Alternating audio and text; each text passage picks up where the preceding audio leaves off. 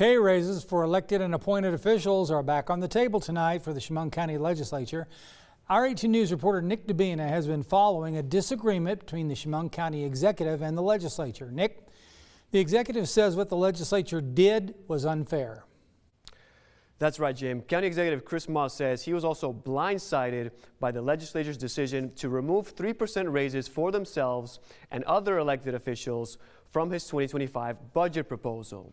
Moss says legislators, which are part-time positions, got a 3% pay raise in 2024, while full-time officials got nothing this year. Now, in his veto, Moss said if the legislature wanted to take out pay raises for themselves, they should have held a separate vote to do that without punishing full-time elected and appointed officials. Well, Jim, that is what legislators will be doing tonight. One vote involves 3% raises for those full-time elected officials. The executive, for example, would make nearly $169,000. The sheriff would make nearly $140,000.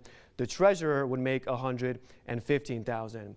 As for officials appointed to a fixed term, superintendent of buildings and grounds would make above $135,000. Commissioner of Human Services, $129,000. Commissioner of Public Works would make around $123,000. Then another vote will involve raising pay for part-time legislators.